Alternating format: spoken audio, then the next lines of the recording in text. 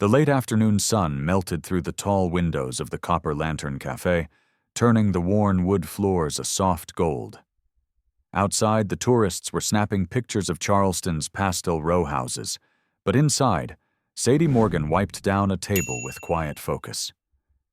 The cafe, with its creaky charm and scent of pecan pie, had been her second home since she was 19. The regulars said she moved like she belonged to the place. But Sadie knew she didn't. Not really. She glanced at the clock above the pastry case. 4:27 p.m., just under an hour until she could catch the 5:15 bus to the hospital. She could already picture her mother sitting up in bed, dog-earing a library paperback, pretending she wasn't in pain. Pretending things were fine. The thought pulled at Sadie's chest in that familiar, quiet way. Some aches didn't shout. They just sat there. Pearl slid behind the counter beside her, smoothing her apron with those strong, careful hands of hers. "You're somewhere else again," she said softly.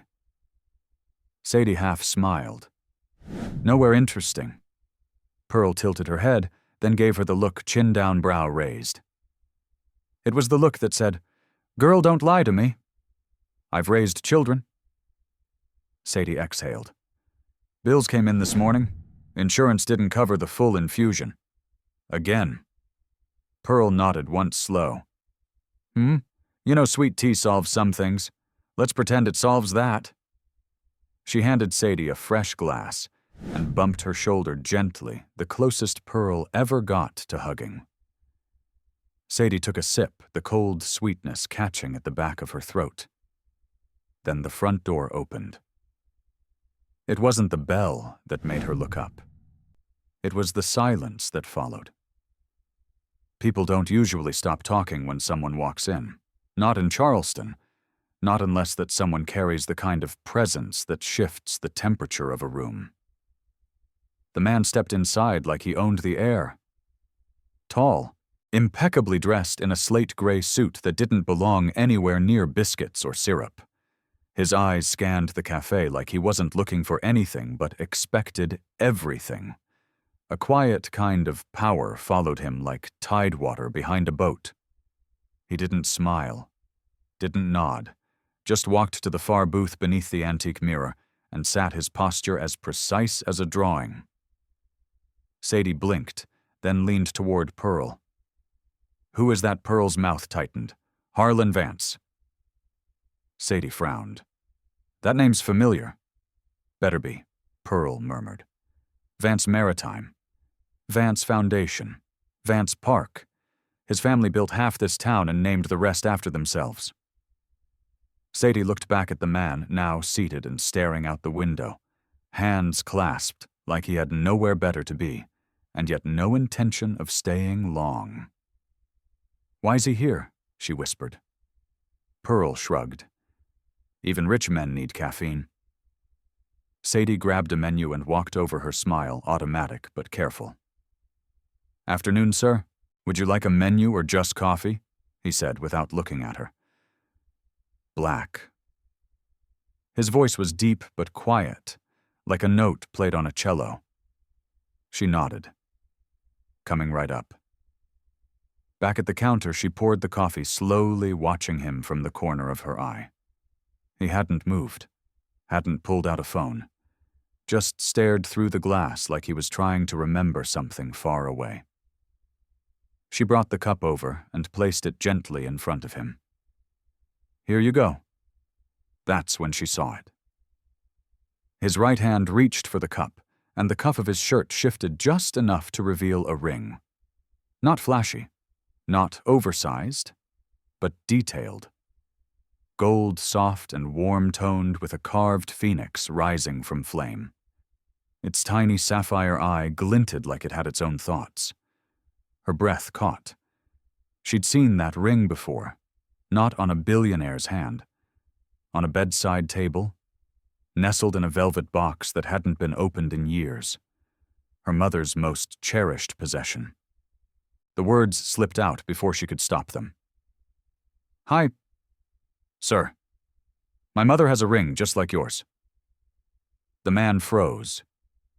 Not visibly, not in a way most people would notice. But Sadie saw it, the subtle stillness that blanketed him like a dropped curtain.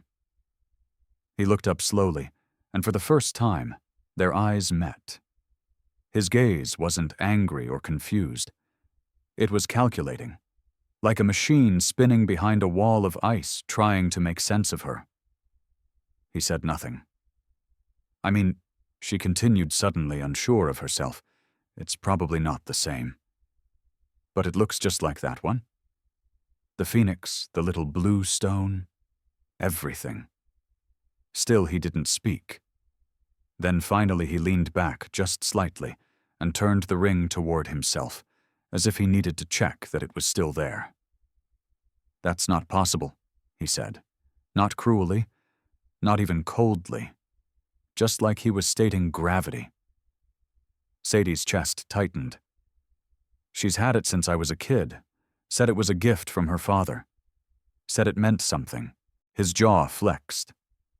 He set the coffee down without drinking. This ring has been in my family for 100 years. Sadie nodded slowly, but something inside her was already unraveling. She always called it a promise. Said it reminded her that truth doesn't disappear. It waits. Harlan looked at her, truly looked. And something in his expression shifted, not melting, not softening, but breaking. Just a crack. Then he pulled a leather wallet from his coat and placed a 20 on the table. For the coffee, he said. Then stood. Sadie didn't move.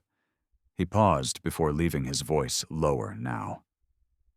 If your mother truly has that ring, Miss Morgan, Sadie Morgan, then you need to ask her who gave it to her, and why. He walked out the door without another word. The bell chimed behind him, and for a long moment the only sound was the whisper of the ceiling fan overhead and the soft clink of pearl setting down a glass. Sadie stared at the ring still glowing in her memory. Her mother's ring, her only real heirloom, the one thing she'd never pawned, no matter how bad the bills got. Something had just shifted, and Sadie could feel it like the first roll of thunder before a storm you thought had passed. If you enjoyed this video, comment 1. To let me know, if not, comment 2. Your thought mattered to me either way. Sadie didn't speak the whole ride to the hospital. The bus rumbled softly beneath her tires, humming against the damp Charleston streets, but her mind was stuck back at the cafe, frozen on that ring, and the man who'd looked at her like she'd opened a door he'd locked long ago. This ring has been in my family for 100 years. That sentence kept playing over and over, like a needle caught in the groove. Her mother's voice, lighter, worn but steady, came to her. It was a promise, Sadie. Something your grandfather wanted me to keep. How could both be true? The fluorescent lights in the hospital lobby were too bright, too cold, but familiar. She passed the nurse's station with a small nod and made her way to room 214, where the air always smelled like soap and something metallic you couldn't name. Delia was sitting up, her gray cardigan wrapped around her thin shoulders, a worn paperback resting open in her lap. Her eyes lit up the second she saw Sadie. "There's my girl," she said, closing the book and pushing up her glasses. Sadie forced a smile and bent to kiss her cheek. "Sorry I'm late. Had a customer stay too long?" Delia's hand found hers, warm but weaker than last week. "Don't worry. This place isn't going anywhere fast." Sadie settled in the chair beside the bed. Her eyes flicked to the small wooden box on the bedside table. Square blue velvet edges softened with time. It was closed. She stared at it for a beat too long. Delia noticed. "What is it?" Sadie hesitated. "Can I see it?" Her mother blinked. "The ring." Sadie nodded. Delia's fingers trembled just slightly as she reached for the box. She opened it gently, like it might sigh if she moved too fast. There it was. The same gold, that same soft hue that looked more like memory than metal. The phoenix's wings were carved so finely you could see the texture of each feather, and the tiny sapphire set in its eye still caught the light like it knew it held something precious. Sadie's voice dropped. "Mom, where did you really get this?" Delia's smile faded just enough for Sadie to feel it. "I told you, from my father. He gave it to me before he passed." "Did he say where it came from?" Delia looked at her long and quiet, then gently closed the box and placed it back on the table. "He said it was a promise." "I know," Sadie said softly. "But someone else, someone with a ring just like it said it couldn't be, said it's been in his family for generations." Her mother stilled. Sadie leaned forward. "He came into the cafe today. His name's Harlan Vance." The silence stretched. Delia turned toward the window, the sunlight catching her face in profile. She looked older in that moment, still beautiful, still strong, but carrying something she hadn't let Sadie see before. "I haven't heard that name in a long time." That stopped her. "You know him." Delia shook her head slightly. "Not him. The name." Sadie waited, but her mother didn't elaborate. "Mom, I think there's more to this. He said if the ring really exists, I should ask you who gave it to you." "And why?" Delia's eyes flicked back to her. "Do you think I'm lying?" "No," Sadie said quickly. "I think someone lied to him." Delia breathed out slowly, hands folding in her lap. "There are things I was told not to talk about, promises I made. But maybe those promises kept someone else's lie safe." Delia didn't answer. Sadie leaned back in the chair, heart thudding. There was something about the way Harlan had looked at her, like she wasn't just a waitress who said the wrong thing, like she was a page in a book he thought had already ended. He hadn't been angry, not really, just stunned, like a man who saw a ghost. And now her mother, the one person she trusted most, was holding something back. Sadie swallowed the lump in her throat. "I just want to know where I come from." "Don't you think I deserve that?"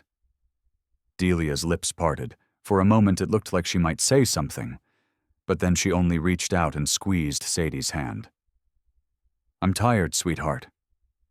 Can we talk more tomorrow?" Sadie nodded. "Of course." But inside something had shifted, just like it had at the cafe, like a door cracked open, just enough to feel the draft. Later that evening, Sadie stood in the back of the cafe tying her apron on for the dinner shift when Pearl appeared beside her holding a tray of clean glasses. "You look like someone just handed you a bucket full of secrets," she said. Sadie gave a dry smile. "Something like that." "You gonna talk about it or let it eat you alive?" Slow Sadie leaned against the shelf. "That man today, Harlan.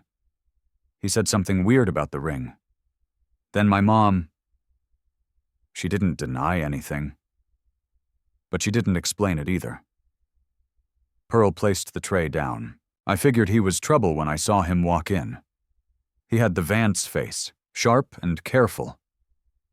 "You know the family," Pearl nodded, eyes narrowing slightly. "Everyone here does in some way or another. The Vance name touches everything from the marina to the scholarships board.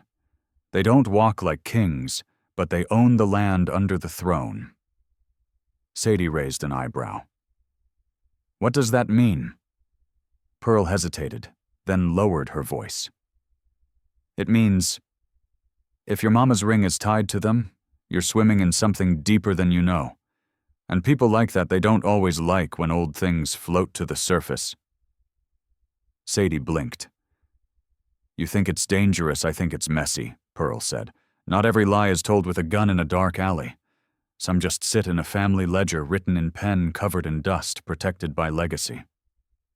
Sadie let that sit in her chest, heavy and strange. She thought of her mother's face when she asked about the ring, the distance in her eyes, the history she didn't speak. "What would you do?" Sadie asked quietly. If something you believed your whole life suddenly didn't feel solid anymore, Pearl met her gaze. I'd start digging, carefully. The bell above the cafe door rang again. A gust of evening air swept in. But it wasn't Harlan this time. Still, Sadie felt that same flicker in her chest. She untied her apron and stepped outside for just a minute, letting the air clear her thoughts. Across the street, the lights of Charleston twinkled warm and slow.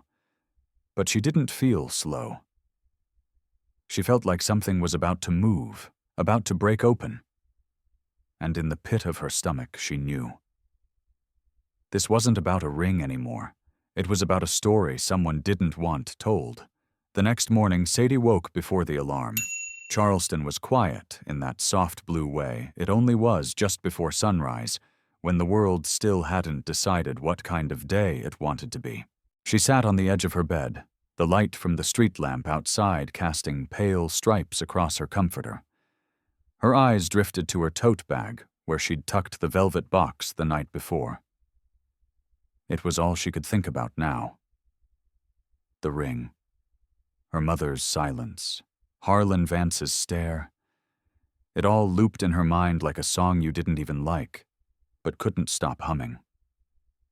At the cafe, the morning shift passed in a blur of cinnamon rolls and small talk. Locals chatted about the weather, the boat's a new art show opening on King Street. Sadie moved through it on autopilot, her smile steady, her hands quick. But her thoughts kept drifting. Just after noon, she stepped out the back door for a breath of air. The courtyard behind the copper lantern was quiet, framed by ivy-covered brick, and the scent of something sweet blooming nearby. She pulled her phone from her apron pocket and stared at the contact saved under a name she never thought she'd use. Harlan Vance. It had been programmed by him. A sleek text message last night that simply read, "If you want answers, meet me." No assumptions, just facts. HV. She hadn't replied. Now her thumb hovered over the message. Part of her wanted to delete it, pretend he'd never walked into the cafe, never looked at her like she'd dropped a stone into his still water. But another part stronger now needed to know. Not for him. For her mother. For herself. She typed back one word. When the reply came instantly. Today, 4 o'clock, South Battery, the white bench under the oaks. Sadie stared at the message. She knew the spot. Locals called it the listening bench because people swore secrets hung in the air there left behind by the generations who'd whispered into the breeze. It was only later after her shift that she started to wonder why someone like Harlan Vance, a man with a glass tower downtown and 3 assistants for his calendar, would choose a quiet bench in a public park. She arrived 5 minutes early. The air was warm, and the oaks stretched overhead like they were trying to hold the sky in place. The bench sat beneath them, framed by ivy and shade. Harlan was already there, seated on one side, his phone untouched in his lap. He stood when he saw her. Not out of politeness, but habit. Everything he did seemed deliberate. "Miss Morgan," he said, his tone formal but not unfriendly. "Sadie," she corrected, sitting. "And you don't have to stand like we're at a board meeting." A faint smile ghosted across his lips, barely there.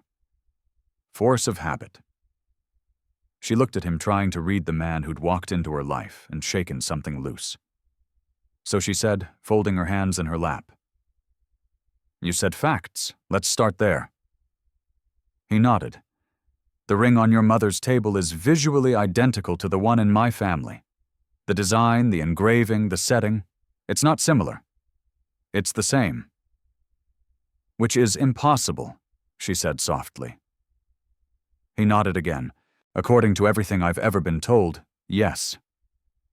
"And your ring?" she asked. "Where did it come from?" "It was passed down from my grandfather. He received it from his father, William Vance, who claimed it was custom-made in Paris in the 1920s. One of a kind." Sadie's eyes narrowed. Except it wasn't. His jaw tensed slightly. "I have people looking into it, quietly." "So you don't know?" "I know what I've been told," he said, "but I also know what I saw on your mother's table, and it doesn't fit." Sadie turned to face him. "Why does this matter so much to you? It's a ring, a family heirloom. Maybe the designer made more than one." "It's not just a ring," he said quietly.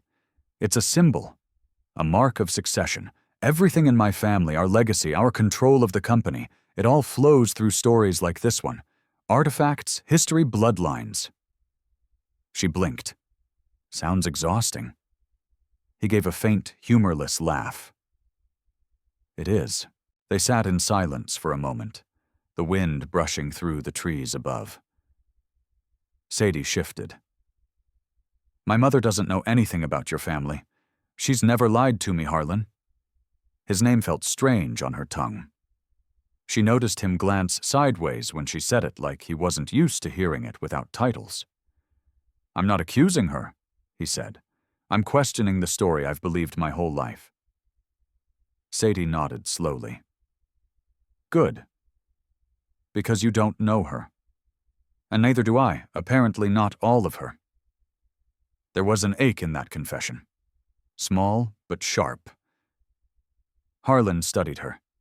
"You care a lot about truth, don't you?" She looked away. "When it's all you've got, yes." A pause. Then his voice softened. "I didn't mean to upset you at the cafe. I was caught off guard." I could tell she said, her tone dry. "You looked at me like I'd handed you a secret you didn't ask for." "Maybe you did."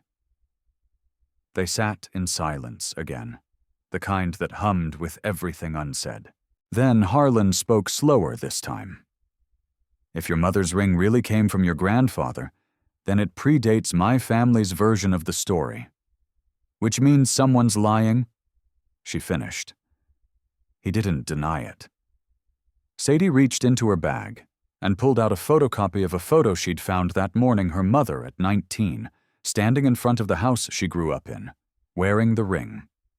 A tiny phoenix glinting in the sun. She handed it to him. He studied it for a long moment, then folded the paper and tucked it into his jacket.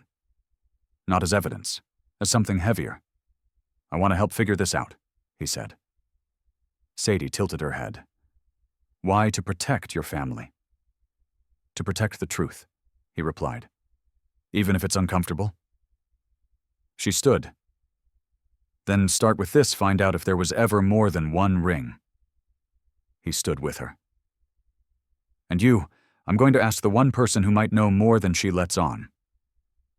Your mother." Sadie shook her head. "Pearl."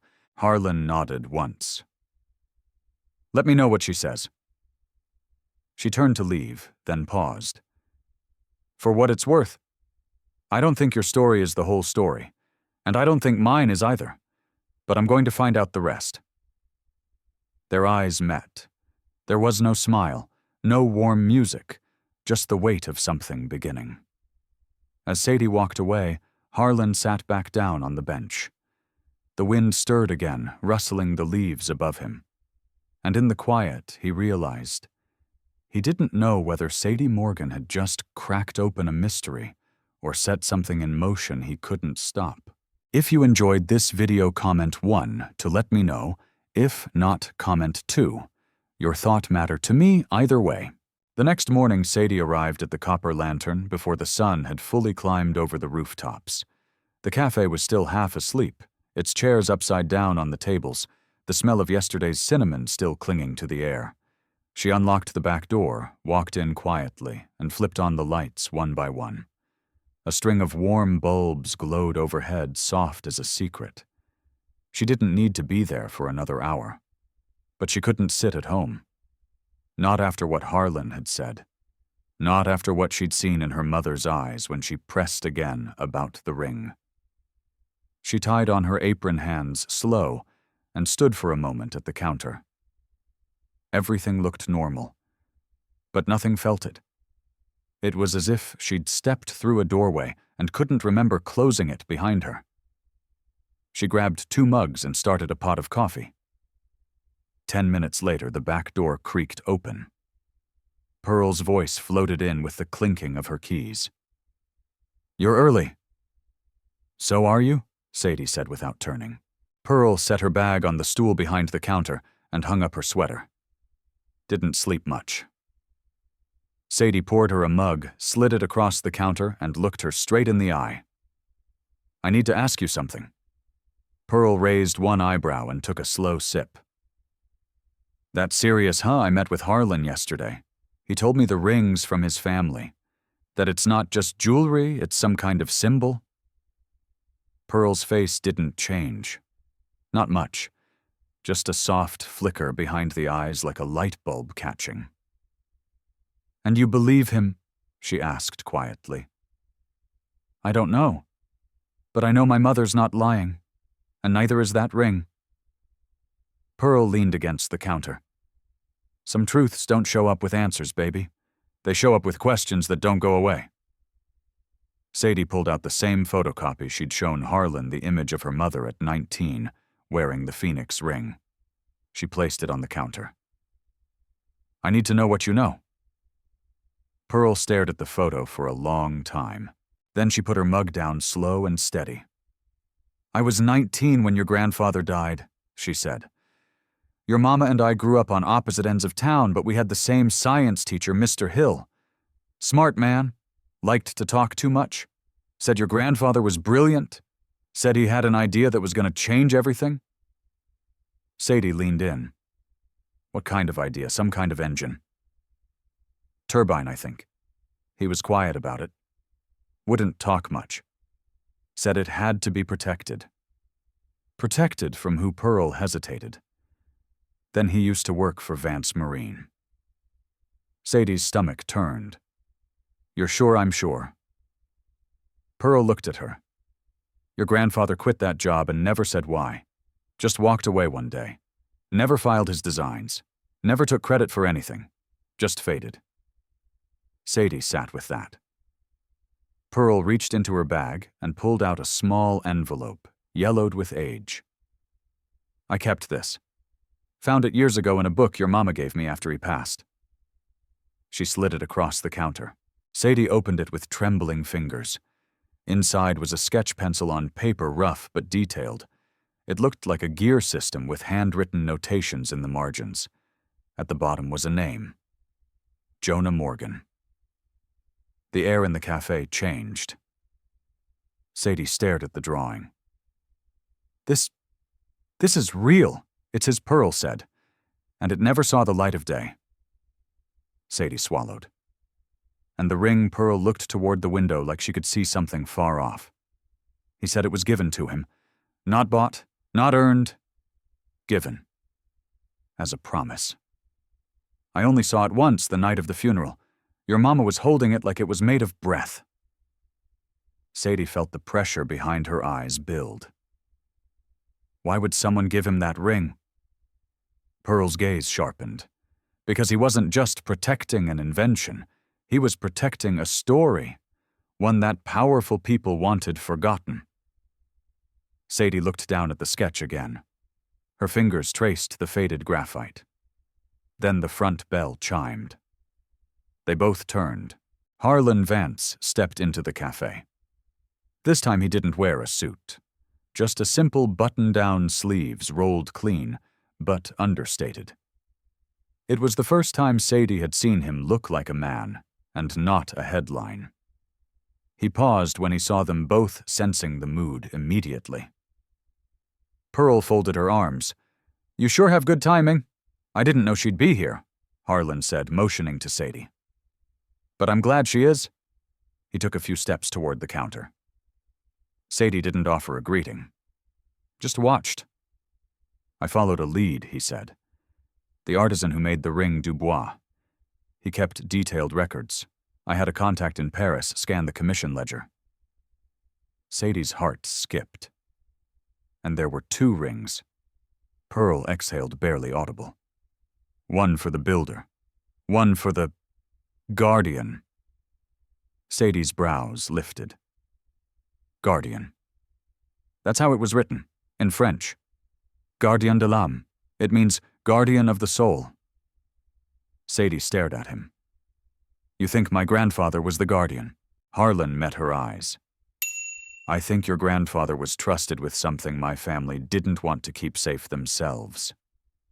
He placed a flash drive on the counter. There's more. A patent application filed under Jonah Morgan's name. Unpublished, but real, and nearly identical to a design my grandfather later claimed. Pearl muttered, "Knew it." Sadie's voice was barely above a whisper. You're saying your family stole from him? I'm saying my family buried something, Harlan replied. And I want to know why. The room fell quiet. Sadie stared at the drive, then at the drawing still spread between her hands. Then softly, I need to see my mother. Harlan stepped back, understanding.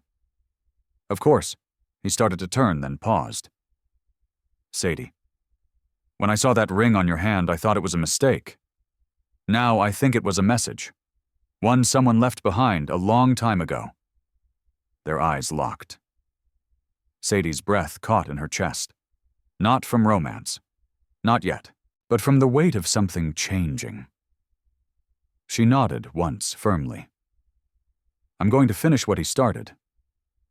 And for the first time, Harlan Vance didn't look like a man with all the answers. He looked like someone who needed the truth just as badly as she did. The library smelled like old paper and lemon polish, with dust motes catching the sun through high-arched windows. Sadie hadn't stepped into the Charleston Historical Society since high school, when she'd written a report on colonial shipyards, and scowled through every minute of it. Now, years later, her footsteps echoed in the silence, as if time had been waiting for her to come back. She paused near the research desk, fingers tightening around the small manila envelope tucked in her bag, the one holding her grandfather's sketch, the Dubois ledger printout Harlan had sent, and a copy of the patent application. It wasn't just evidence anymore. It was her anchor. Miss Morgan. The soft, almost musical voice belonged to Tobias Green, the Society's archivist and part-time history professor at the community college. He stood behind the desk, dressed in a tweed blazer, despite the spring heat glasses perched low on his nose. His silver hair framed a kind, sharp face. I didn't expect to see a Morgan today, he said. Not since your mother's retirement.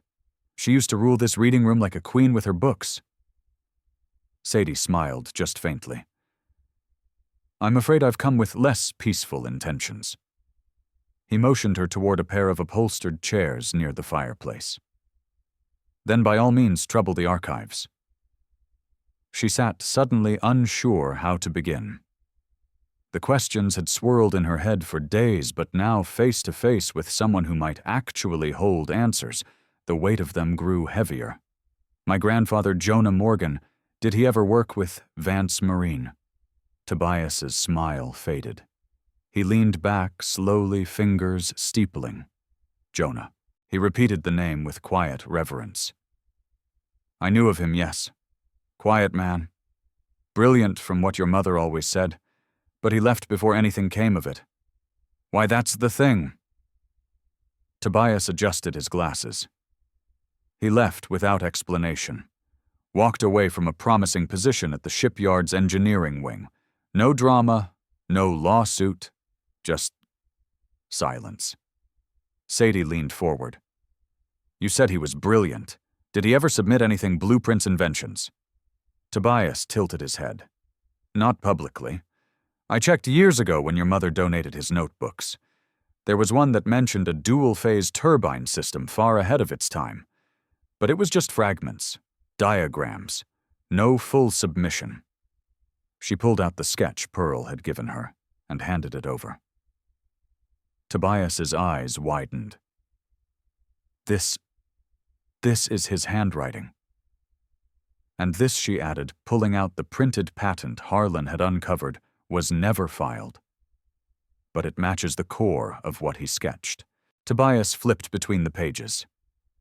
Where did you get this A source? She said. One who has a lot to lose if this is real. He looked up slowly. You think your grandfather's work was stolen? I think he gave it away. Or had it taken quietly. Tobias nodded, expression unreadable. Then you need to find the second half. What do you mean? He turned toward the desk, pulled out a thick binder from a shelf, and opened it to a bookmarked page. There, in old black and white, was a group photo, 10 men in front of the shipyard. Standing third from the left was Jonah Morgan, smiling eyes bright beneath a newsboy cap. Beside him stood a younger William Vance. There's a reason your grandfather vanished from public view, Tobias said. And it's not because he wasn't good enough. It's because he was better than the ones above him. That scares people in power. Sadie stared at the image. She could see the curve of Jonah's smile, the way his hand rested slightly forward, like he was reaching for something not visible in the frame. You think there's a record of what happened? I think Lucille Vance might know, Tobias said quietly. She was close to William. Old enough to remember, and still sharp enough to know what's worth hiding. Sadie felt her heart thud, once heavy and sure. Do you think she'd talk to me? She might, Tobias said, smiling gently. If you ask with truth in your voice. Sadie stood gathering the papers, her thoughts racing faster than her hands. Thank you. Really. Tobias touched her arm before she turned. Be careful, Sadie. Some stories were buried for a reason. Dig gently. Outside, the day was brighter than it had any right to be. Sadie walked the cobbled sidewalks with purpose sunlight flickering through the trees, like Morse code. Her phone buzzed. Harlan. She answered without hesitating. Any luck? He asked. I have a name. Lucille Vance. There was a pause. That's my great-aunt. Sadie's brows lifted. Will she talk to me? I can arrange it, he said, though his voice was cautious. She's unpredictable, but she remembers everything. Then that's exactly who I need. A pause on his end. Are you sure you want to keep going with this? It's going to get harder, not easier. Sadie stopped walking. Harlan, your family's version of the story erased mine. I didn't ask for this, but now that I know, I can't unknow it. She could hear the wind on his side of the call. Maybe he was walking too. All right, he said. I'll pick you up tomorrow at 9. She'll expect you to dress formally. Sadie smiled, despite herself. So no jeans. He almost laughed. Not unless you want to be written out of the will just by association. Noted. Another pause. Longer this time. Sadie, thank you for not shutting me out. She swallowed. I'm not doing this for you. I know, but I don't think you're doing it just for you either. There was a quiet moment between them. Not awkward, just real. Then she hung up and tucked the phone away. She looked up at the sky, watched a plane leave a white streak across the blue, and whispered to herself, tomorrow we knock on the door. And maybe someone on the other side would answer. The car ride to Lucille Vance's estate was quiet, but the kind of quiet that pressed between people asking questions no one wanted to say out loud. Harlan drove like he did everything controlled, focused, as if emotion was something to be set aside and examined later. Sadie sat in the passenger seat, fingers laced in her lap, eyes fixed on the winding drive that cut through tall oaks and sculpted hedges. The further they drove, the more it felt like stepping back in time. The Vance family estate wasn't just a house. It was a statement, a sprawling antebellum home, wrapped in white columns and draped with ivy perched on the edge of the Ashley River, like it had been built to outlast storms and memory. Harlan pulled the car up to the front. A staff member opened the passenger door before Sadie could reach for the handle. She stepped out slowly, suddenly aware of the difference between her quiet life and this world where people didn't open their own doors. "You okay?" Harlan asked gently, coming around to meet her. She nodded, but her voice was tight. "It's just another planet." "She's expecting us," he said. "Just let me do the talking until she's comfortable." Sadie gave a small smile. "You think I make people uncomfortable? I think you ask the kind of questions that rich families spend decades avoiding." They walked together up the stone steps and through the front doors into a grand foyer bathed in soft light from a chandelier so old it probably had stories of its own. Every surface gleamed mahogany marble brass. The air smelled faintly of rosewood and dust. "Miss Vance is in the conservatory," the butler said, voice polished and professional. Sadie exchanged a glance with Harlan. "Conservatory?" "Of course."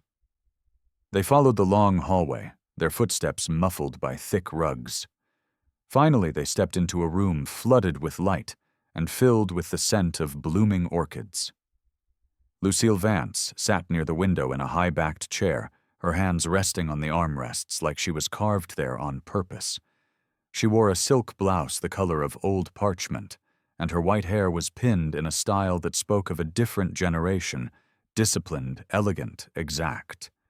Her eyes, however, were razor-sharp. "Come closer," she said, voice dry but clear. Harlan stepped forward. "Aunt Lucille, this is Sadie Morgan. I know who she is." Lucille interrupted her gaze, never leaving Sadie. "She's the girl who opened the box your family buried." Sadie held her ground. "I didn't know I was opening anything. I just noticed the ring." Lucille gestured to the love seat across from her. "Sit. Both of you." They obeyed. Lucille studied Sadie like she was trying to decide whether she was a memory or a threat. "You look like your grandfather," she said finally. He had those same eyes, always watching, always wondering. Sadie leaned in slightly. "So you knew him?" Lucille's expression didn't change. Everyone knew Jonah Morgan, but only a few of us respected him. Fewer still were brave enough to say so. "Why?" Sadie asked quietly. Lucille glanced toward the garden beyond the window. "Because he was smarter than the men he worked for. Because he made something they couldn't. And because he trusted the wrong man." Sadie felt her chest tighten. "William Vance." Lucille nodded slowly. "My brother." Harlan shifted beside her. "You knew I suspected," Lucille said. "William was many things, charming, ambitious, reckless. But he wasn't a visionary. And suddenly, out of nowhere, he had a design that revolutionized the marine industry. No one asked where it came from. They just celebrated him." "Did Jonah give it to him?" Sadie asked. Lucille looked down at her hands. Not willingly. There was pressure. Promises. Jonah was told his family would be taken care of, that his name would be honored eventually, that the timing wasn't right for a black inventor to lead the charge.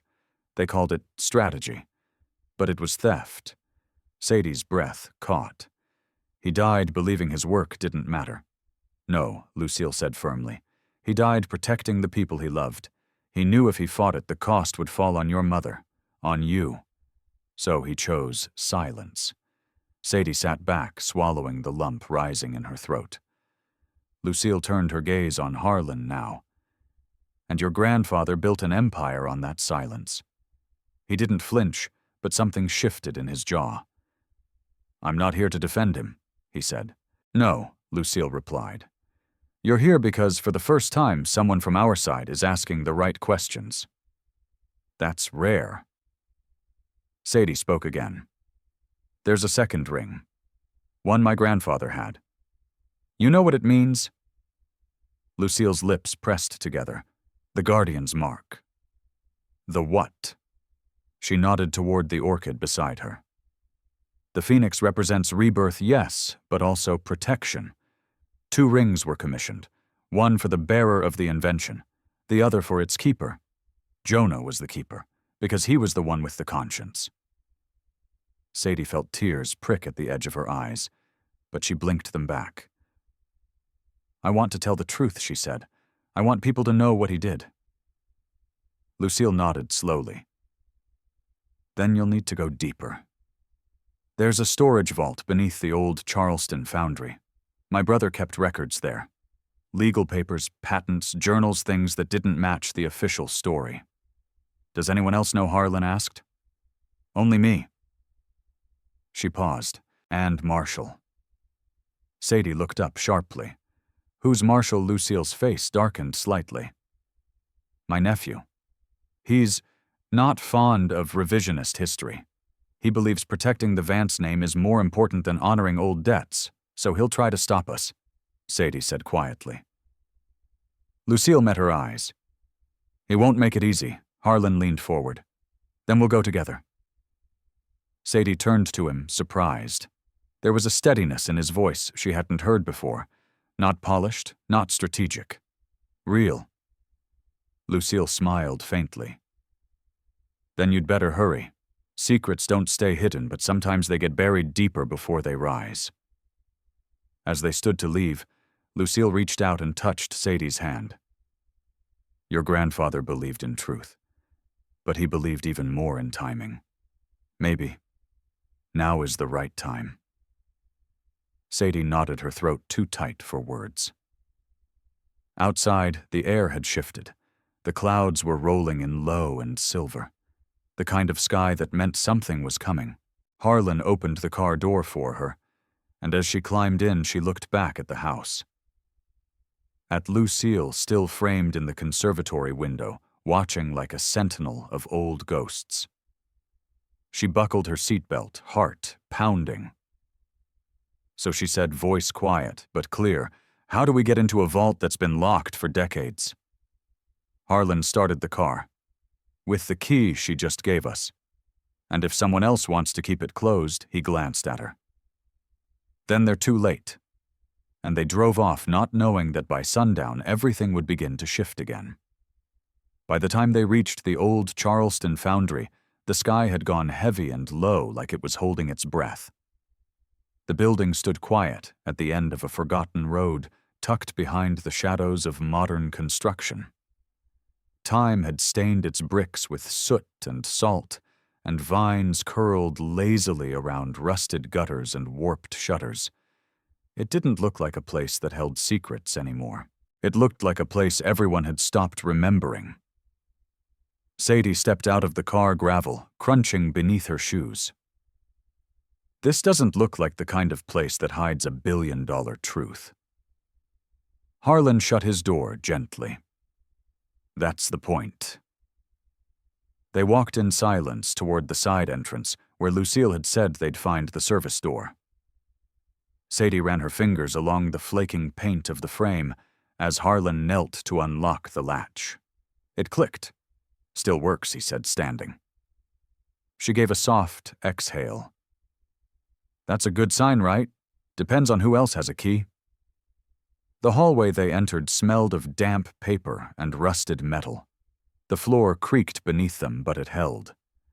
Light filtered in through dirty windows, casting long, angled shadows, like they were walking through a memory that didn't want to be disturbed. Sadie followed Harlan past old machinery, dormant and dust-covered. He led her down a narrow staircase she hadn't noticed at first, tucked behind a set of steel filing cabinets.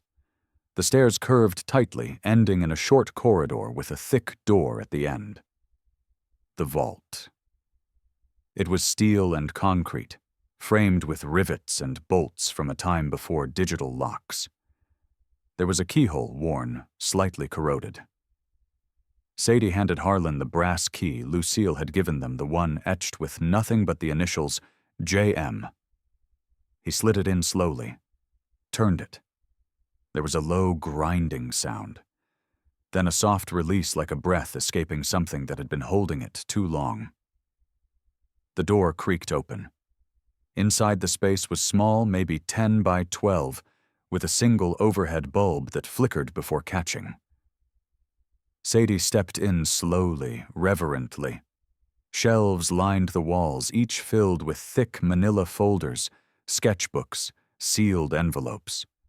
Boxes stacked with labels written in Jonah Morgan's slanted, careful handwriting. She reached for the nearest one. Her hands trembled. Blueprints, notes, diagrams, all stamped preliminary do not file. These are his, she whispered. All of it. The full system. Harlan moved beside her, scanning the boxes. And then he froze, what she asked moving to his side. He pointed at a folder labeled Confidential William Vance, Correspondence. He opened it. Inside were a dozen letters, typed, signed. All from William Vance to Jonah Morgan. Sadie read over his shoulder. Jonah, the board will never approve your leadership. You know this. Let me carry it forward. You'll be compensated, your family taken care of. Don't think of this as theft. Think of it as survival. We both know who they'll listen to. Each letter was more desperate, more manipulative. Sadie's voice cracked. He knew they'd never let a black man claim credit, so he let himself become the villain. Harlan's jaw tightened. And my grandfather let him. There was a long silence between them, not the kind that echoed, the kind that settled. Sadie closed the folder gently. We have to make this public. Harlan nodded, but his voice was quiet. It's not that simple. She turned to him, brows raised. My family's company. It's built on this. Investors' contracts, patents. If this goes public, it doesn't just embarrass a few people. It unravels an entire legacy. Sadie's voice was steady. And what if that legacy was built on a lie? I know, he said. I do. I don't know who I am outside of it. She looked at him for a long time. Really looked. You're someone who showed up. Someone who chose the truth when you could have buried it again. He held her gaze, and something shifted between them. Something quiet but unspoken. Like the beginning of a thread being pulled, slowly unraveling what had been tightly wound for years. Then Harlan reached for a black, leather-bound notebook near the back wall. It was smaller than the others. Unmarked. He opened it. Sadie leaned in. Inside were journal entries. From Jonah. They told me I had to choose between the truth and the future. But I didn't. I chose her, my daughter. I chose silence to protect her. I gave the ring to Delia not as a reward, but as a reminder. That someday someone might ask. And when they do, she'll have the key. Sadie blinked hard. Her voice broke. He did all of this. For her. For you, Harlan added softly. The silence that followed wasn't heavy. It was sacred. Sadie closed the notebook and held it against her chest. They began gathering what they could select, papers, folders, scans with their phones. Not all of it, but enough to build the truth. As they packed, Sadie paused. Do you think your family will try to stop this? Harlan didn't answer right away. Then he said Marshall will. Maybe others too. But this is bigger than him. Than me. And what about you, she asked. What do you want out of this? He looked at her honest and bare. I want to do the right thing. For once, not because it's smart or strategic, but because it's time. Sadie held his gaze, something soft settling behind her ribs. Then we're in this together. Yes, he said. We are. They stepped back into the hallway, arms full of the truth. And upstairs, as the light changed, a storm finally broke. Rain tapped against the old window pane, soft but steady. It didn't wash anything away. It just made everything a little clearer. The rain was still falling when they got back to Sadie's apartment. It hit the windows in soft rhythms, like a clock without hands measuring time, not in seconds, but in weight. Everything inside felt warmer by comparison, muffled close, like the outside world had paused just long enough to let them breathe. Sadie dropped her bag onto the table and slowly unzipped it, pulling out the black notebook and setting it gently in the center like it was something living. Harlan stood behind her, silent, watching. The weight of what they'd found still hung between them, unfinished sentences and choices not yet made. She looked over her shoulder at him. "You can sit, you know. I don't bite." He gave her a tired smile and pulled out a chair. Sadie turned the notebook toward her, flipping through the pages again.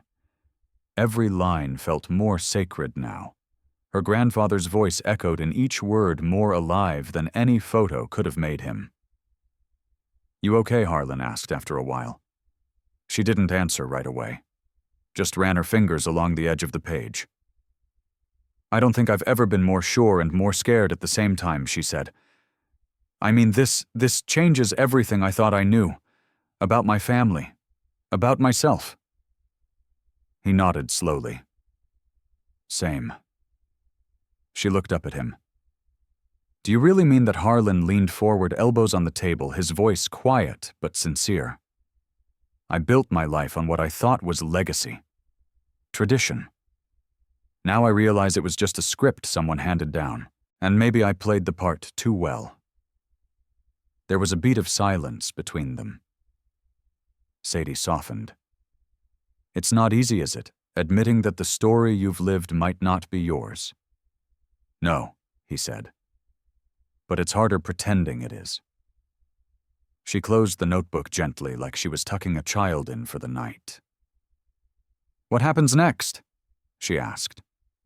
"I make a call," Harlan said. "To the board, to the lawyers.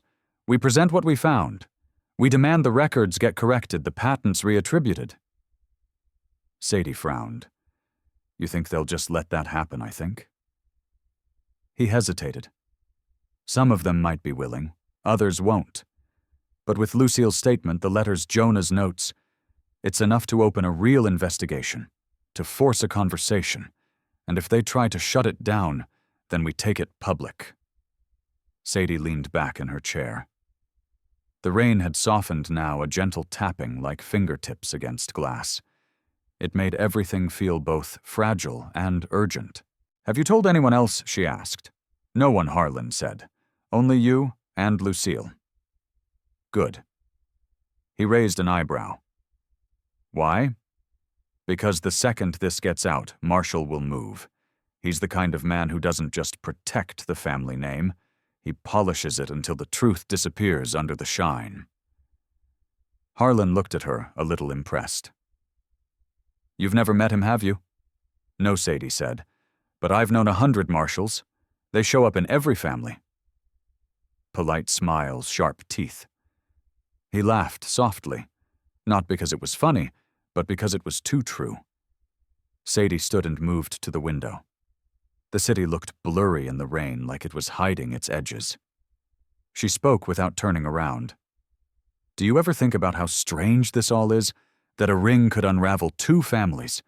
That a girl from a cafe and a billionaire could be standing in the same room because of a mistake no one ever meant to uncover?" "I don't think it was a mistake," he said. She turned to face him. "I think your grandfather left a trail," Harlan continued. "He just didn't know who would be strong enough to follow it." Sadie looked at him for a long moment. "You really believe that I do?" She crossed her arms loosely. "So what's your real reason for being here, Harlan? You said you wanted the truth. That's noble, but this is personal now." His expression shifted. Not guarded, not performative, just honest. "I want to know who I am when the Empire's gone," he said. Sadie's breath caught a little. She hadn't expected that. She stepped closer, the space between them narrowing like a string being pulled tighter. "You're not your grandfather," she said softly. "I know. And you're not your last name. I want that to be true." She searched his face for a moment, then reached out and touched his hand. Just lightly. A moment of warmth in the storm. It already is. They stood like that for a moment, no declarations, no fireworks, just understanding. And the quiet feeling that something was changing even if they couldn't name it yet. Then her phone buzzed. Sadie stepped back, checking the screen. Unknown number. She hesitated, then answered. Hello, the voice on the other end was calm, measured, cold. Miss Morgan, I hope you're enjoying the notebooks. You've stirred up quite a storm. Sadie's spine went rigid. Marshall, I assume you've been speaking with my cousin. That's unfortunate. You don't sound surprised. I'm not. Harlan's always had a soft spot for noble causes. Her voice sharpened. This isn't a cause, it's the truth. Ah, Marshall replied. Truth? Such a subjective thing, isn't it? Here's mine. Your grandfather made a deal. He took the silence, and he took the comfort that came with it.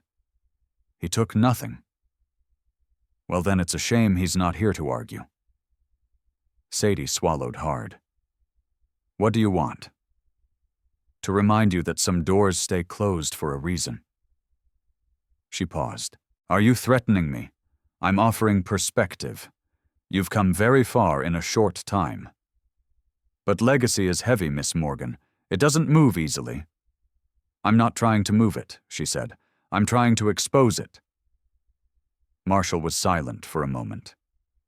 Then calmly, then I hope you're ready for what that costs. The line went dead. Sadie lowered the phone slowly, her pulse quickening. When she looked at Harlan, his expression had darkened. He knows. Harlan nodded once. Then we don't have much time. And as the storm outside finally began to break, so did the illusion that this story could stay contained. The real battle was just beginning. The morning after Marshall's call, Charleston felt different. Not just the air, which was cooler, now crisp like fall had crept in overnight, but the silence itself. It was the kind that came after a line had been drawn. You didn't always hear the shift right away, but you felt it. Inside your bones. Sadie sat on the edge of her bed, still in her robe, clutching her grandfather's notebook like it might disappear if she let go. Harlan stood by the window, arms crossed, watching the street below, as if expecting something or someone to arrive. He won't stop, she said quietly. No, Harlan agreed. He won't. Sadie let out a slow breath. Then we need to move. Today. He turned. I was thinking the same. I already contacted a friend at the register. If we can get them to listen, we don't need approval. We just need exposure. She looked up. You trust them, I trust Marla. She's been chasing corporate corruption for 20 years. If anyone knows how to hold power accountable, it's her. Sadie nodded slowly, heart beating a little faster now. Okay, let's do it. He gave her a quick, almost reassuring smile. I'll set the meeting. 3 o'clock. Downtown. She stood. I want to bring the letters, the drawings, Jonah's journal. Are you sure you want to let them go? No, she admitted. But if we don't, then what was the point? By the time they walked into the Charleston Register building, the city had shaken off the last of the morning chill. The newsroom buzzed with quiet energy phones, ringing keyboards, tapping the low hum of voices trading information like currency. Marla DeWitt greeted them at the glass doors of the conference room. Late 50s, smart blazer eyes that didn't miss much. She shook Harlan's hand, first brief professional, then turned to Sadie. You're the waitress with the ring, she said with a dry half smile. I was hoping you were real. Sadie nodded. Very real. Inside, they laid everything on the table, literally and figuratively. Marla moved through the documents with practiced speed. These letters are dated. They show clear manipulation. If they're authenticated, they will be Sadie cut in. Lucille Vance confirmed their origin. Marla raised an eyebrow. And she's willing to go on record. She's prepared to release a statement, Harlan said. Video, if necessary. Marla leaned back, tapping her pen. And the patent sketches, compare them to the ones filed under William Vance's name, Harlan said. They're almost identical, only the handwriting's different. Marla stared at him.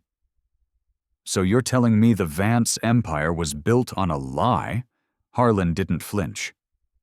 I'm telling you my grandfather erased a man's legacy and sold it as his own, Sadie added. And my grandfather let him, because the world wouldn't have listened to him anyway. The silence that followed was heavier than any accusation. Marla sat forward. This is explosive, but you're going to get blowback. And not just PR damage. We're talking lawsuits, smear campaigns, defamation claims, especially if Marshall Vance has anything to say about it. I already got his warning, Sadie said calmly. Marla nodded, then looked at her closely. Why are you doing this? Sadie held her gaze. Because Jonah Morgan deserves to be remembered for who he was, not who they told the world he wasn't. Marla tapped the table once. Okay, I'll start prepping the story. I'll need statements from both of you. We'll give the Vance board a 24-hour window to comment before we publish. Harlan stood. That's all we ask? As they left the building, the sun was already beginning to dip, casting long shadows on the sidewalk. Sadie walked a few steps ahead, quiet, thoughtful. You okay? Harlan asked. She looked over at him. I'm fine, just waiting for the other shoe to drop. It's not going to drop, he said gently. It's already been kicked across the floor. She laughed, tired, but real. You always like this when the world's about to turn upside down, no? He admitted. Usually I'm on the side that's trying to hold it in place. They walked in silence for a bit. Then Sadie stopped in front of a small park bench shaded by an oak tree. She sat motioning for Harlan to join her. Tell me something, she said. Anything.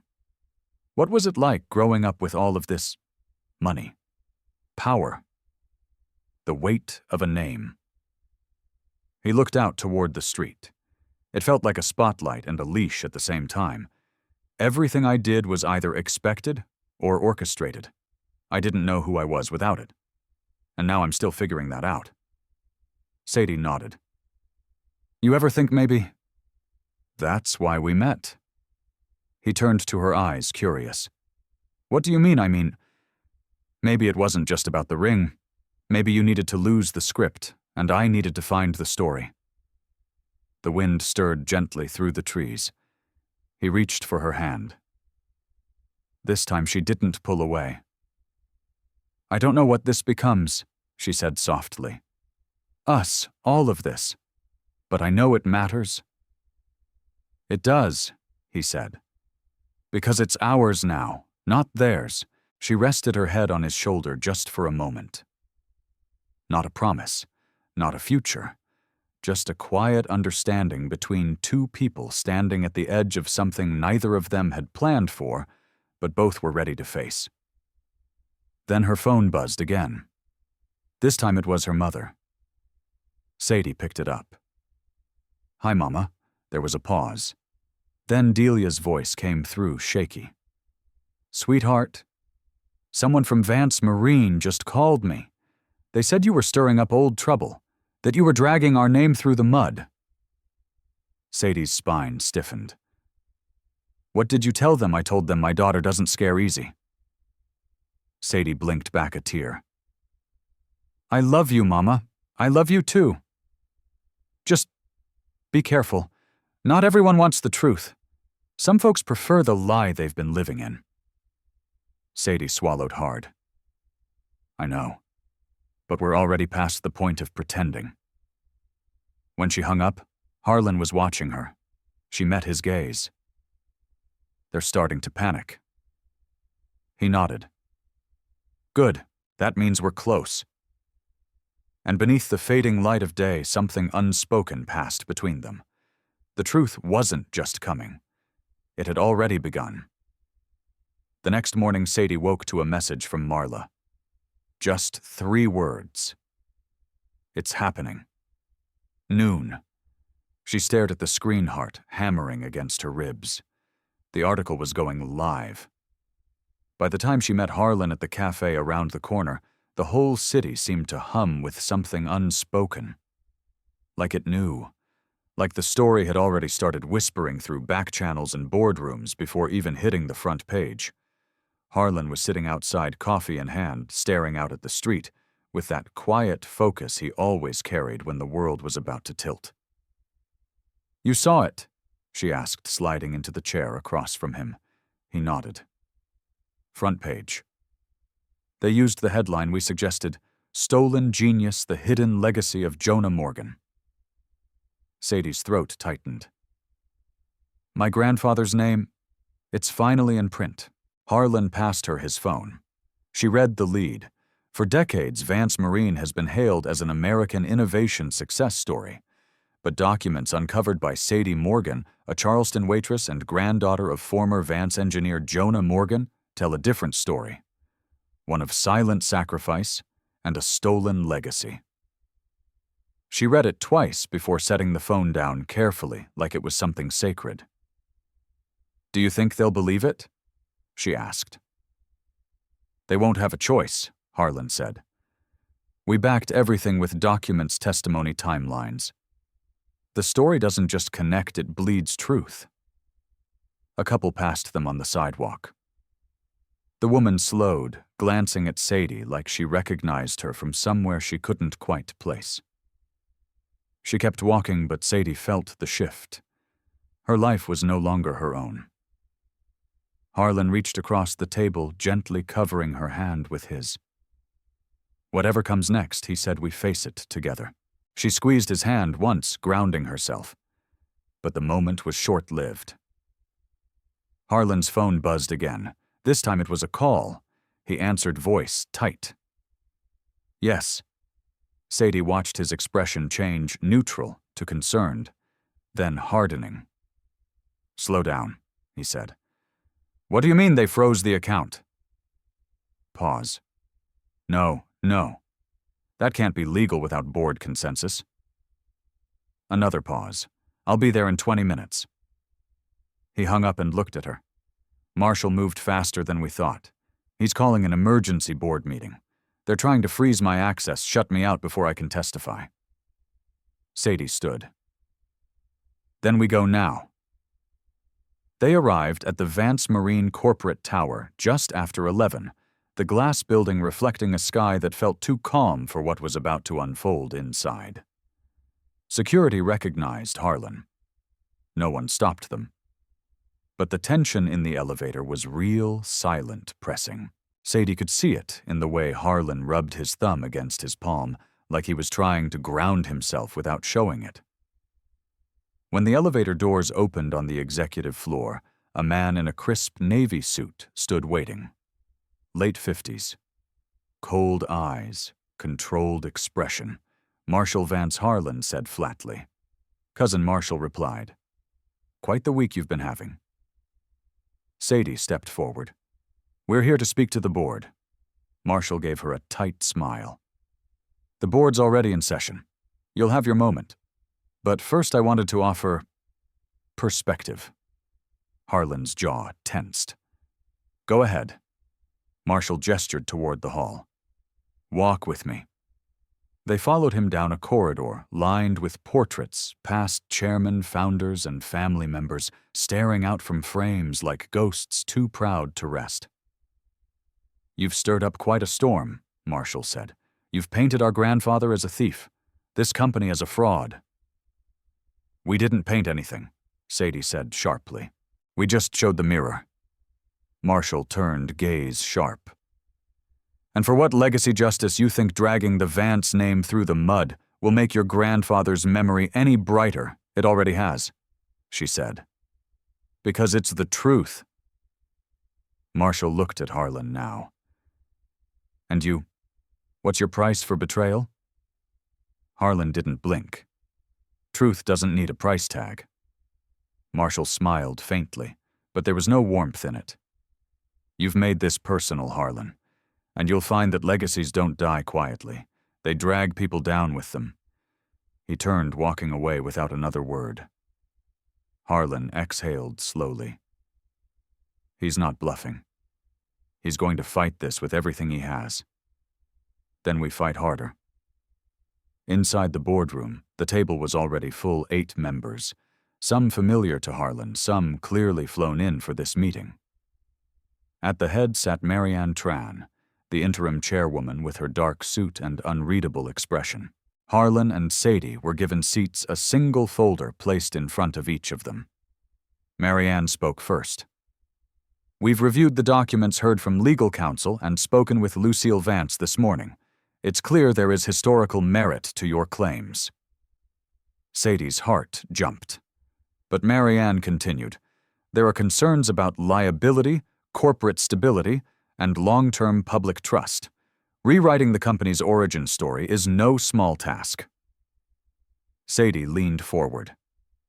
"It's not about rewriting. It's about restoring what was taken." Another board member spoke. "Miss Morgan, what you've done is brave. But are you prepared for the backlash, the lawsuits?" The stock dive, Harlan answered this time.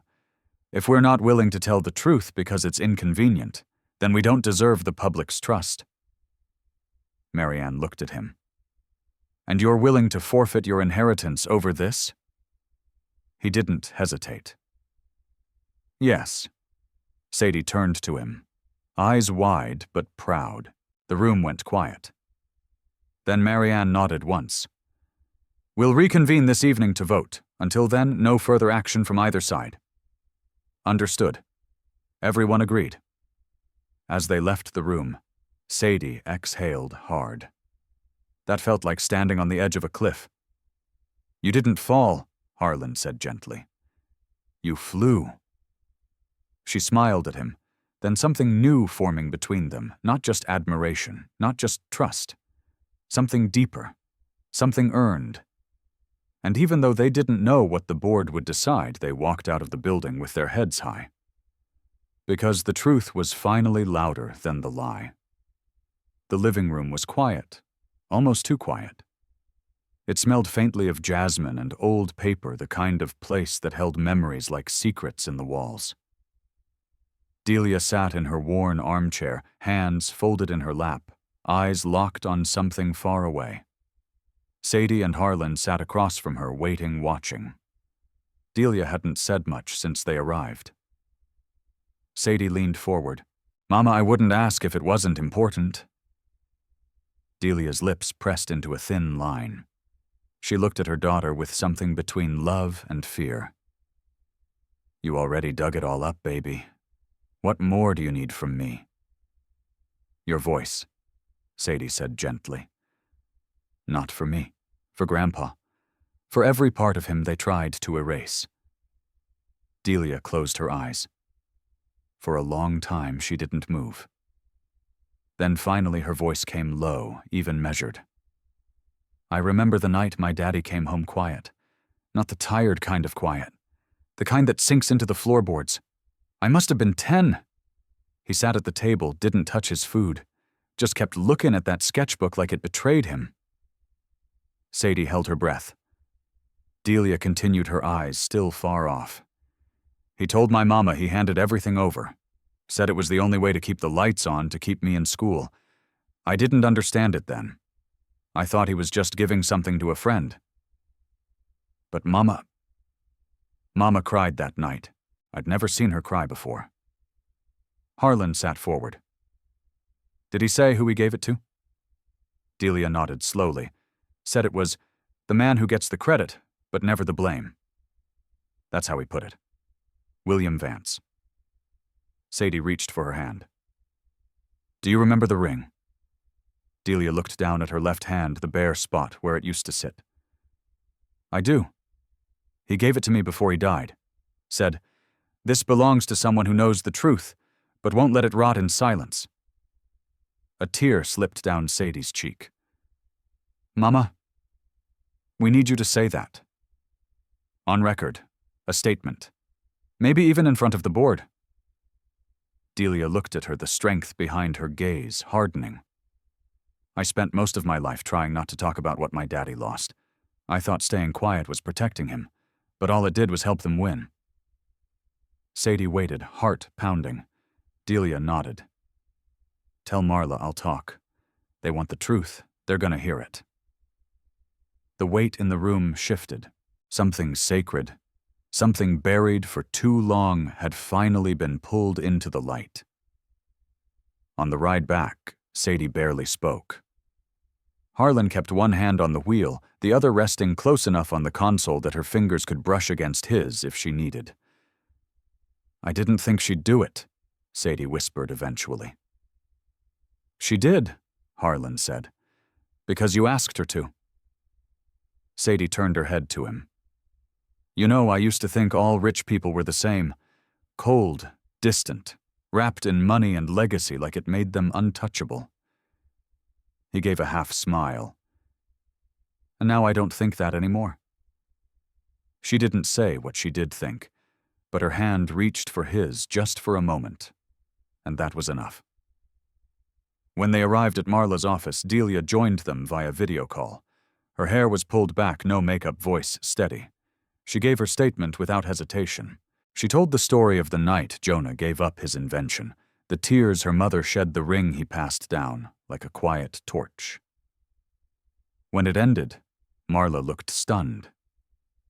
That seals it." Harlan turned to Sadie, quiet awe in his voice. "You did it," Sadie shook her head. "We did it." Outside, the sky had turned golden.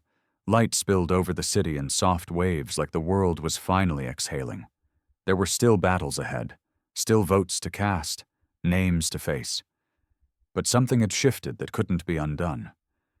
The truth was no longer hidden. And neither were they. The evening air was heavier than usual, moist with anticipation, thick with the kind of stillness that comes before a storm or a reckoning. Sadie stood in front of the mirror in the small restroom off Marla's office, hands pressed to the countertop. Her reflection looked older tonight. Not in age, but in something else carried weight, earned strength. She could still hear her mother's voice in her head, steady and unwavering, playing over like a vinyl on repeat. "They want the truth. They're gonna hear it." She splashed cool water on her face, patted it dry, and stared at herself for a few more seconds. The girl who used to clock out of the cafe in greasy sneakers and dream quietly was gone. What was left was someone who had found her voice and decided not to give it back. A knock sounded behind her. "It's me," Harlan called softly. She opened the door and there he was, sleeves rolled up, phone tucked in his hand. "They moved up the meeting," he said. "Vote starts in 30. Sadie's stomach fluttered. "Did they say why no?" he said, then paused. "But I think we both know." Marshall. Always one step ahead, trying to control the board before they could catch their breath. But this time they weren't walking in alone. They took the elevator together in silence. When the doors opened on the top floor of the Vance Marine building, the room already had an audience. Half the board members were seated. A few others leaned against the far wall. No chatter, just tension humming in the air like static before a lightning strike. Marianne Tran stood as Sadie and Harlan entered. "Miss Morgan, Mr. Vance. Thank you for returning." They nodded and took their seats. Marshall was already in his chair, calm and polished in a gray suit, his hands folded neatly on the table. His eyes met Sadie's briefly, and for the first time she didn't flinch. She didn't even blink. "We've reviewed additional material provided this afternoon," Marianne began, "including a recorded statement from Ms. Delia Morgan, confirming key details related to the disputed patent and family history." There was a brief rustle of papers as board members glanced down at their printed transcripts. In light of this testimony, Marianne continued, "We are reopening discussion prior to the final vote." Marshall stood slowly, hands still folded in front of him, like a pastor at a pulpit. "With all due respect," he said, "we're allowing emotion to rewrite history. One woman's recollection decades old should not undermine the structure of an entire legacy. Jonah Morgan was a man of integrity, But there's no legal document, no signature confirming he designed what Vance Marine built. Sadie spoke before she could talk herself out of it. My grandfather didn't have a lawyer. He had a workbench in the back of a house with a leaking roof. And when someone powerful came to take what he'd made, he let them because he thought it would protect his family. She stood now, her voice steady. You call it emotion, like it's a flaw. But emotion is what built this company. Genius isn't just math and metal, it's sacrifice. It's vision. And you can bury that in contracts, but you can't erase it from the people who carry it. Marshall's eyes narrowed. You've said your piece. She leaned in. Not quite. She reached into her bag and pulled out Jonah's sketchbook, setting it on the table. Opened to the page with the original designs annotated, dated ink, faded, but legible. This is what the company's future was built on, she said. And it has his handwriting on it, his fingerprints, his story. Then she turned to Harlan, who stood beside her now, just a step back, but present in the most grounding way. You said you were ready to lose everything, she said softly, not just to him, but to the room. Are you still ready? He looked around the table. At the people who had shaped his life, his future, his idea of legacy. I don't want to lose anything, he said, but I refuse to keep what was never ours to begin with. The boardroom fell into a thick silence. Then Marianne nodded once and spoke clearly. We'll vote now. One by one the hands raised. Sadie's chest tightened with each one. 5 votes, 6, 7, 8. Marianne looked around. Motion passes. Effective immediately, we will acknowledge Jonah Morgan's contribution as co-founder and co-inventor of the Vance Marine engine design. All relevant materials will be updated and made public. Sadie felt something shift in her chest. Not relief. Not quite. Something deeper. Recognition. Marshall stood his mouth tight, jaw set, but he didn't speak. Not this time. He simply gathered his papers and walked out. No glance back. Just silence. And for once it was Sadie's to keep. The news broke within hours. By the next morning, every major outlet from Charleston to New York had picked up the story, legacy corrected. Vance Marine acknowledges forgotten co-founder Jonah Morgan. Sadie's name was there too, in smaller font beneath the headlines.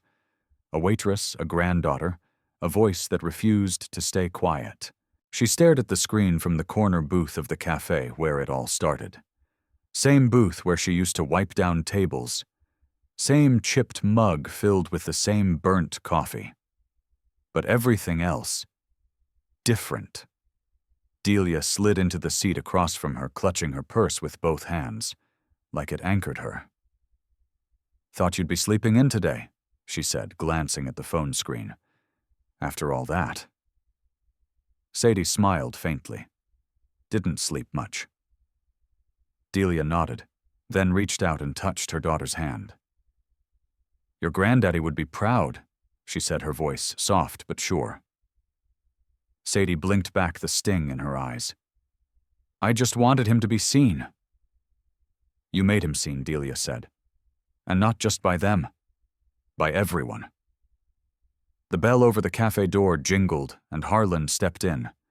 He looked around and spotted them making his way over with that quiet confidence he never pushed too hard. He carried a small envelope in one hand. You ready? He asked, looking at Sadie. She nodded, standing slowly. As I'll ever be. Delia gave her a quick kiss on the cheek. Call me after. They walked together down Broad Street, the morning sun warming the sidewalk. Charleston looked brighter today. Or maybe Sadie just saw it differently. What's that? She asked, eyeing the envelope in Harlan's hand. He glanced at it, then passed it to her.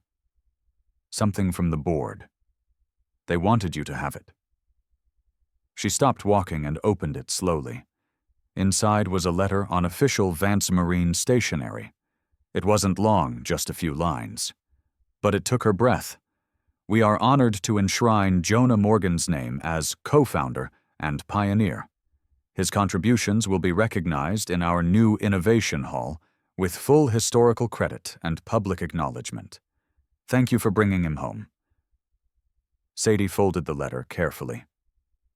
They actually did it. They did, Harlan said. Because you made it impossible not to. She looked up at him, her expression shifting from awe to something more tender. And you, she said. You risked everything. Your name, your future. He shrugged lightly. It was never really mine to protect. Not like this. They stopped walking when they reached a quiet courtyard near the waterfront. A single bench under a fig tree.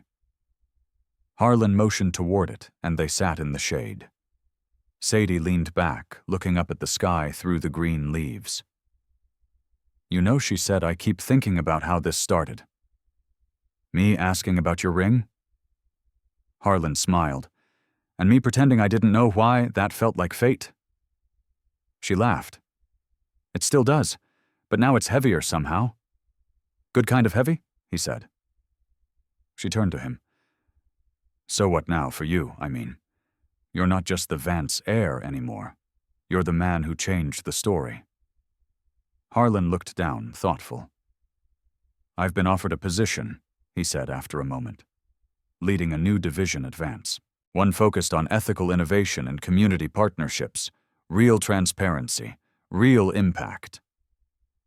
Sadie raised a brow. You gonna take it? I don't know, he said honestly. I want to build something that's mine, something I don't have to apologize for. Sadie nodded slowly. That sounds right. He turned toward her. But I also don't want to build it alone. The space between them changed. It had been close before, charged with purpose-shared goals, unspoken support. But now it felt different, like something unsaid was finally asking to be spoken. Sadie met his eyes. I don't know what this is, or what it becomes. I'm not asking for forever, he said. Just a start. She smiled the kind of smile that felt like opening a door she wasn't sure was still hers to open. A start, she repeated softly. Yeah, I think I can do that. And in that quiet corner of Charleston where sunlight streamed through the trees and the wind carried the scent of salt from the bay, Sadie Morgan and Harlan Vance didn't need headlines or titles or the weight of old names. They just needed each other. And the truth. Finally free. A week later, the grand atrium of the newly renamed Morgan Vance Innovation Hall glowed with soft lighting and quiet reverence. The space had once been a cold marble tribute to corporate success awards, in glass cases, portraits of founders in heavy gold frames, sterile plaques, with buzzwords that meant little to the people who built the company with their hands. But tonight everything was different. The centerpiece was a newly unveiled bronze sculpture, half mechanical, half abstract, based on Jonah Morgan's original engine drawings. Underneath it, etched in clean script, read, Jonah Morgan Engineer, Visionary, Co-founder. Sadie stood before it, her fingers gently brushing the smooth edge of the plaque. A soft violin played somewhere in the background, and the murmur of the crowd faded behind her. For a moment she allowed herself to just feel it. The weight of it. The warmth of it. You think he'd like it? Harlan's voice was soft as he stepped beside her. Sadie didn't turn immediately. Her eyes stayed on the sculpture. I think he'd be overwhelmed. Quiet about it, but yeah, he'd like it. Harlan nodded. Your mom's in the front row. I think I saw her tearing up during the speech. Sadie smiled. That's how you know it meant something. Marla approached them, dressed in a deep burgundy suit, her press badge clipped to the lapel, even though she wasn't working tonight. She offered Sadie a quiet smile. You changed the story, Marla said. Most people dream about it. You did it. Sadie let out a quiet breath. I think the story changed me first. Marla tilted her head. So, what's next? Sadie glanced at Harlan, then back to Marla. I think I just want to build something that lasts. It doesn't have to be loud, just real. Well, Marla said, raising her glass, you've already started.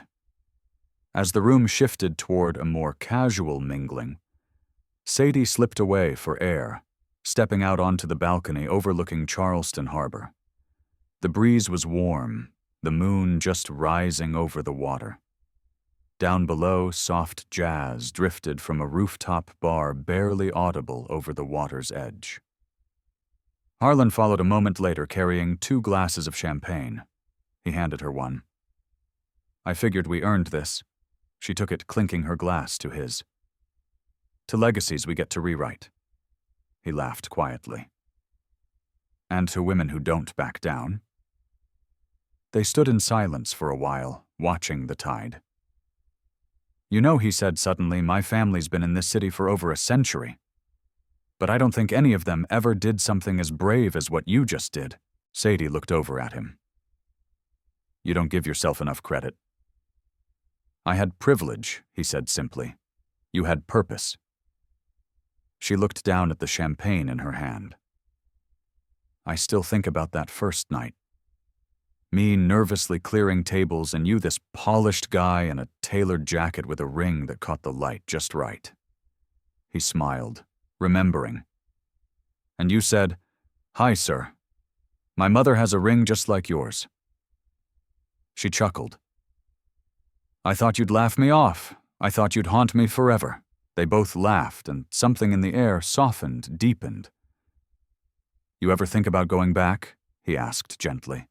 Not to waitressing, I mean, but to something quieter, less in the spotlight. She considered that.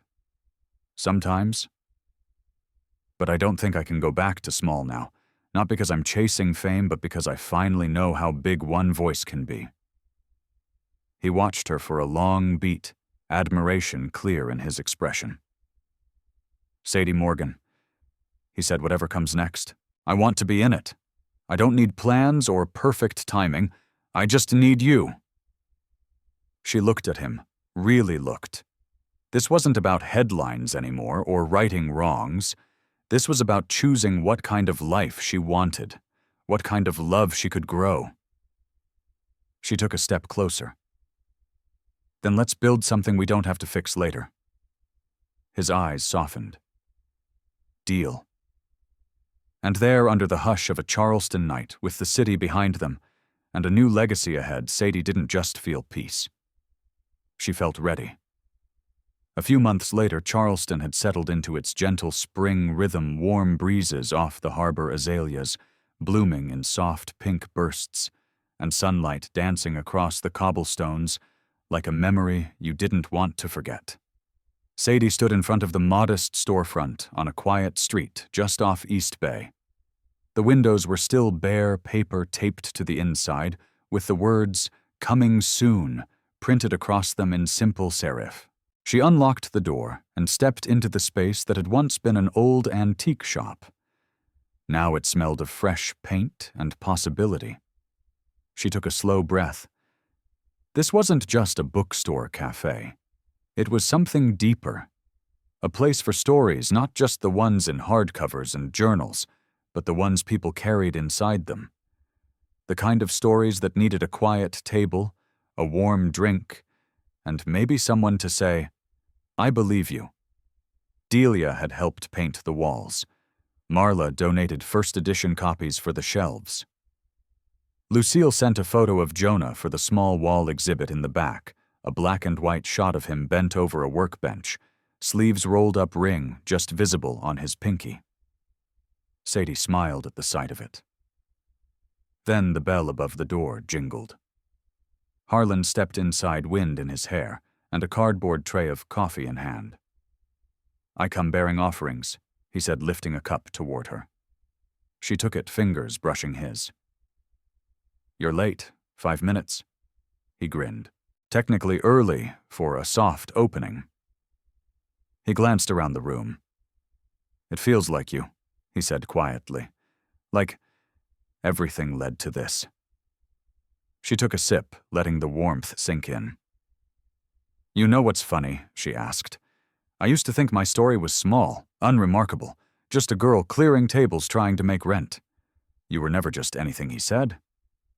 Sadie leaned against the counter. "Back when I was little, my mom used to tell me stories before bed. Not fairy tales, real ones. About people who built things, made mistakes, found their way anyway. And she always ended with the same question. What would you have done?" Harlan stepped closer. "And what's your answer now?" She looked at him, eyes soft. "I'd have spoken up sooner, loved louder, trusted myself more." He nodded slowly, then pulled something small from his coat pocket. It was her grandfather's ring. "I had it resized," he said, holding it out. Sadie stared at it. "Harlan?" "I'm not asking anything," he said quickly. "Not yet. I just think it should stay with you, where it belongs." She reached out carefully, taking the ring. It was heavier than she remembered. Or maybe she was just holding it differently now. "I'll wear it when I'm ready," she said. "Not because it proves anything, but because it reminds me who I come from." He smiled. "That's more than enough." They stood there in the quiet warmth of their future, surrounded by empty chairs, soon to be filled with people and stories and lives that mattered. Outside, the sun caught the glass just right, casting a soft golden reflection over the sidewalk. Sadie turned to the door, flipped the closed sign to open, and exhaled. "You think people will come?" she asked. Harlan shrugged, grinning. "They already are." And he was right. Within minutes, the first customer stepped in. Then another, then two more. A woman with a cane and a book tucked under her arm. A young man with tired eyes and a notebook. A mother with a little girl who pressed her face to the glass, pointing at the photo of Jonah with wide-eyed wonder. Sadie watched them all. Not with nerves, but with something like grace. Because this was never about headlines or vindication. It wasn't even about justice anymore. It was about truth and legacy and choosing every day to honor the people who came before you, not with noise, but with love. She turned to Harlan, whispered just loud enough for only him to hear. "Let's build slow. Let's build true." And he replied without hesitation, "With you always." And so they did.